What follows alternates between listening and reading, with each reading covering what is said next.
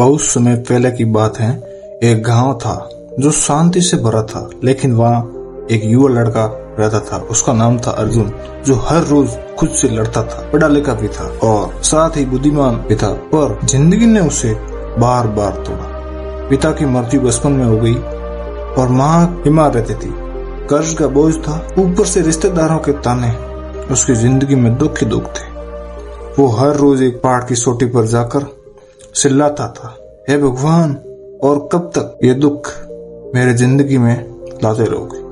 लेकिन जवाब में सिर्फ हवा चलती थी, सन्नाटा था। वो ऐसे करते करते काफी समय बीत गया।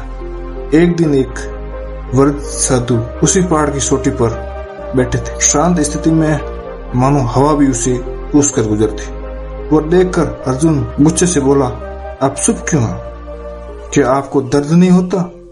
साधु मुस्कुराए और सिर्फ इतना कहा, समय कैसा भी हो, शांत रहना सीखो। यह सुनकर अर्जुन हंस पड़ा और बोला, आप कैसे बात कर रहे हैं? अगर पेट में आग हो और मन में घाव हो, तब ये शांति की परोसन अच्छे नहीं लगते। तब साधु ने एक और लंबी सांस ली और बोले, बेटा, मैं तुम्हें एक कहानी सुनाता हूँ। बुद्ध एक गांव में पहुंचे थे। वहाँ लोग उन्हें सुनने के लिए इकट्ठा हुए। एक आदमी ने उन्हें अपशब्द कहे, तुम झूठे हो, तुम धोखेबाज हो। भगवान बुद्ध ने खुद को शांत रखा और कुछ नहीं कहा उनसे। तब पास खड़े लोग चौंक गए और बोले, भगवान, आप इतने चुप क्यों हो?